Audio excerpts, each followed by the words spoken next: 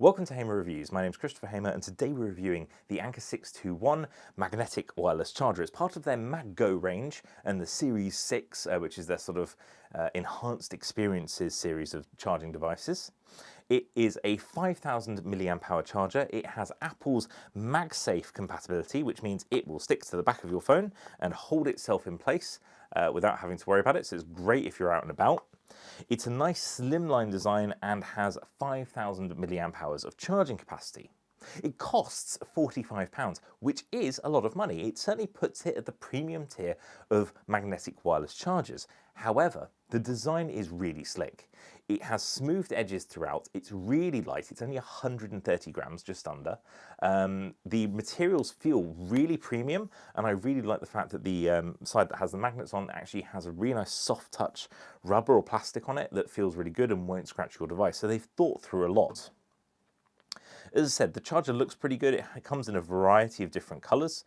In this case, it's sort of the black graphite version, and it is incredibly light, which is great. Now, 5,000 milliamp hours of capacity might not mean much to most people. It translates to about 19.25 watt hours, but again, what does that even mean? So I conducted a bit of a test with my iPhone 13 Pro. I completely ran down the battery to 0%, and then I charged the device solely with the MagGo wireless charger here, the 621, and let it charge itself all the way up. Now, I continued using the phone a bit here and there.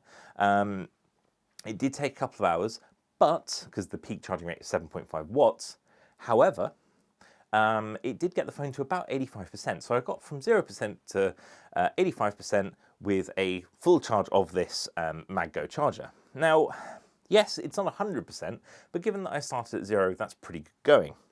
I did notice one issue, which was that my phone actually got very hot during the process, to the point that whilst I was watching a video, it actually limited the screen brightness to about 75%, which the iPhone does when it gets too hot. So it does create a lot of excess heat. Anker does talk about the fact they have software in place on the device that will stop it from damaging your device and getting too hot, but it is just something to bear in mind. It did create a lot of excess heat when I was charging with it. No one can, however, deny how handy this is. If you have an iPhone 12, 12 Pro, 13, 13 Pro, 14, 14 Pro, this is a great little device to have. It'll also charge the new Apple AirPods Pro 2nd generation that also have MagSafe built in as well, so it's super, super handy. As I was saying, it has a really slim profile, as I mentioned, 130 grams, which means that even if you're using it with a phone, you can still go about your day-to-day business using it as a phone. It's not too large to hold, it's not too heavy and cumbersome to hold. You can still use the phone normally. That's why I like this charger, and that's why I think it's the one that I'm going to be using day to day. Now, I also have the Anker 633, which I'm going to be reviewing on this channel soon, so make sure you subscribe and don't miss that. It's significantly larger than the 621, has double the capacity though, but make sure you subscribe, as I said, so you don't miss the full review of that. But this to me is just a really sleek, small design, very simple, very easy to use. And one thing that you need to bear in mind is if you're using the magnetic element to it, and you have a phone case on your iPhone, you need one that actually has the magnet on the inside of it, like this Spigen case, because that way it'll actually stick to the case as well. Otherwise, it will not stick to your phone and will not charge your phone.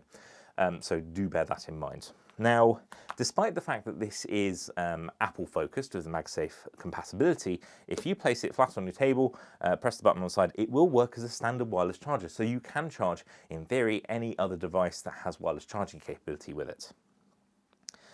I've already mentioned the max charging rate of 7.5 watts, but you can also charge this at 12 watts using the USB-C port on the bottom. You can also use the USB-C port to charge other devices as well. So if you had a USB-C to Lightning cable, you could, for instance, charge the iPhone 12 mini or the iPhone 13 mini, which they don't recommend you use the MagSafe feature with, I think because the phones are too small and it wouldn't fit properly. The USB charging port also is preferred by the device, so this cannot charge two devices at the same time. If I have my iPhone on it and I also plug in another device by USB-C, it will prioritize the USB-C device and charge that first. So do keep that in mind. You've been warned, if you plug in two devices, it'll only charge the USB-C device. If you need to recharge this charger once it's empty, they recommend using a 12-watt charger, and if you do so, or more, and if you do so, it'll charge in 2 hours. So I tested that, and I can accurately attest to that being the case. Specifically, I plugged it into a 65-watt Anker Nano 2 charger, and it did indeed charge in about 2 hours, so pretty accurate there.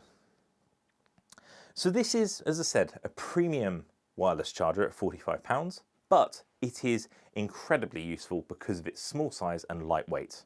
Anker's done a good job of using high quality materials. It feels nice in the hand, and the design complements the iPhone design in terms of being able to still use the phone whilst it's charging. And I think that's the hallmark of a very good wireless magnetic charger. If you purchase one, you'll find inside the box a USB-C to USB-C cable, and that's it, and I think that's fine. No one really expects a charger with anything anymore these days, but just note you will need a charger to charge your charger. Hopefully you found this video useful. If you have any questions about the Anker 621, pop it in the comment section below and I'll try and address them as much as I can. If you enjoyed the video, give it a thumbs up, and as I mentioned, make sure you subscribe, as it really does help me out. Thank you very much for watching. I do hope I see you again next time. Goodbye.